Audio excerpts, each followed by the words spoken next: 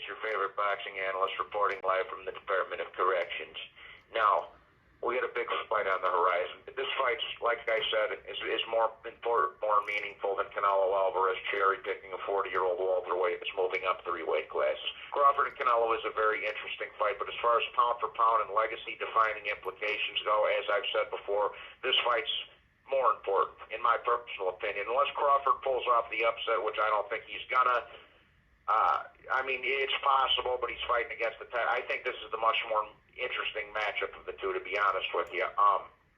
But Naoya Inoue, arguably the best pound-for-pound fighter in the world, continues to fight top-notch competition. He's fighting multiple times a year in quick succession, unlike 90% of these fucking bum-ass prima donna American fighters. You know, he's got one of the toughest fights of his career in front of him here in MJ Akhmadaliev. Fast, southpaw, powerful, very technical.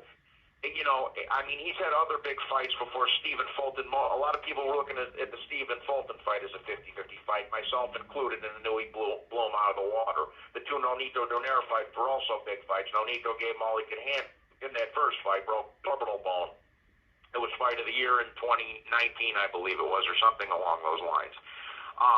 Inoue is not only doing his legacy a great service by continuing to fight in that top-notch competition, he's doing himself and the boxing fans everywhere by consistently fighting the best and coming to fight.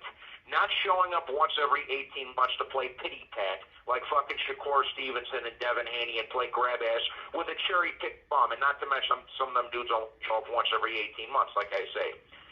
And also, like I've said many, many a times over, when it's all said and done, Naoya Inoue is going to go down as one of the best little fighters in the history of the sport, along with Manny Pacquiao, one of the boxing's little giants, as they used to say in the old days, along with Manny Pacquiao, along with fucking Finito Lopez, and Chocolatito, and Willie Pep, and Johnny Tapia, and Morales, Barrera, Marquez, etc., so forth. You know, he's fun to watch. He gets bloody, he gets dropped, he gets back up and fights his ass off. He gets shit broken, and he keeps facing the fucking dragon.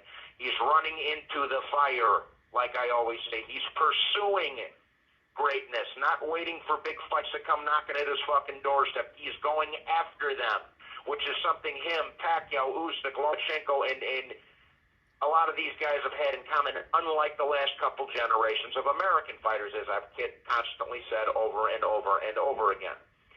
Crawford is one of the exceptions to that, by the way. And also, Inoue, as I've said before, doesn't get enough credit for his resume. Jason Maloney, Andrew Maloney, Manny Rodriguez, Luis Nery, Stephen Fulton, Nonito Donaire twice, Omar Narvaez, Tapales. He has one of the best resumes in the sport, low-key, and he does not get enough credit for it. And him fighting MJ Akhmadaliev is another great example of that. This is truly a legacy-defining fight for one of the best, if not the best fighter in the world, along with Alexander Usyk, in my opinion. And also, at the moment at least, and also, unless Crawford pulls off the upset against Canelo, which is, a long shot.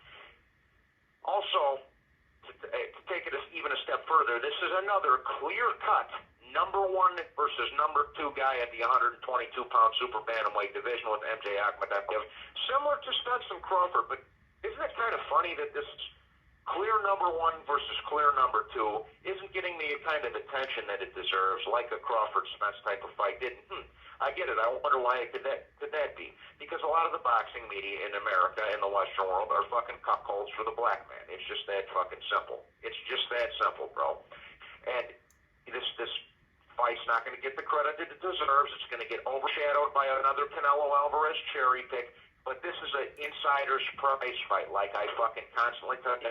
Just like Bivol Beterbiev. Everybody wasn't giving that first Bivol Beterbiev fight enough attention when it came out. I said this is one of, if not the best sports fights that can be made in boxing, and it's going to turn into a great rivalry. And look what happened with Bivol Beterbiev. I rest my case. And as far as MJ Akhmadaliev goes, he's coming for blood. He's been calling for this fight for a year or two now. Again, he's fast. He's a southpaw with power. He's technically efficient. He's a former unified champion, and he has some of the ingredients that trouble Inoue with the left hand and the technical skills. And in my opinion, he should still be undefeated. In my opinion, he beat Marlon Tapales and should have been fighting Naoya Inoue for the undisputed title at 122 pounds late in 2023 to begin with. It wasn't a robbery, but he was on the end of a bad decision in that one. Again, Marlon Tapales fought his ass off against MJ Akhmadaliev. It was not a robbery, but I felt MJ won that fight. So for all inclusive purposes, he should probably still be undisputed. And also, Akhmadaliev is a pretty damn good resume in his own right. He's got Danny Roman, he's fought Iwasa, he's fought Tapales, and he's also not a stranger to fighting in Asia. He's from Central Asia. So this is another one where he's going into more familiar territory than some of these other American fighters have been.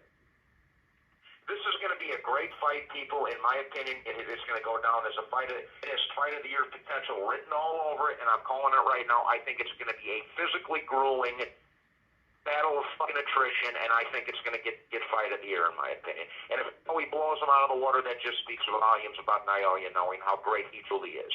Not only does it have fight of the year potential, but like I said before, it has huge legacy defining, as well as pound for pound implications involved. And very rare do we get a fight that has one fight of the year potential written all over it, plus two pound for pound implications and legacy defining shit. Very rare do you get a fight that has all those things going for it in one go. Both of these guys are going to have their hands full. I think Inoue will get off to a quick start, and he will bank the first 2 or 3 rounds. MJ will have to adjust, and once he does, once MJ gets the adjustments down, if he survives that early onslaught, and he gets into his rhythm and he gets into his groove, and the technicality of Akmadaliev kicks in, that's when the real fight's going to start, when the 4th or 5th round. And I think once that happens, MJ has some skills to disrupt Naoya Inoue's rhythm, and Inoue will have some issues getting some of those fast, powerful shots through. I think it's going to be it's going to be a firing frenzy, it's going to be a technical fight, and I think it's going to be at a very fast pace, where it might even be after 8 rounds or 5-3 Inoue, something like that. And I think the last 4 rounds is going to be an all-out brawl. The crowd's going to be on its feet, and everybody is going to get their money worth in this fight. Now, I'm going to go off on a limb. Like I said, I think it's going to be a highly contested fight where both men are going to have their hands full. And I think MJ will be the first guy to take Naoya Inoue the distance. A great fight that is a fight of the year contender. And I think Naoya Inoue is just going to edge this one out. 8-4, 7-5 type of fight. And this could potentially have a rematch somewhere down the line in it. So, for my 2 cents, I'm going with Naoya Inoue winning this fight by decision. The knockout streak's going to end. Other than properly spaced, attorney calls may be monitored and recorded. In a very, very good fight. One, again, that has fight of the year potential written all over it. The clear number 1 and number 2 guy in the division going at it, and I think it's going to be a very, very great fight. And I think you're going to potentially see a rematch of this fight somewhere down the line after we get to Nakatani, which is probably going to be who Inoue goes after 2026. So I'm going with, for my official prediction, I'm going with the Naoya Inoue by a very close decision in a fan-friendly fight and one of the fight of the year contenders.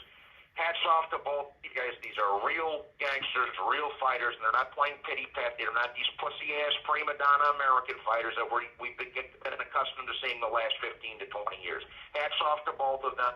Let's have a great fight. I got Naoya Inoue edging this fight out on a close decision after a fucking brawl. That's my 2 cents anyways, people. Please be sure to hit the like button and subscribe. God bless you all, and I will be talking to you on the next one. Take care now. Bye-bye then. Done.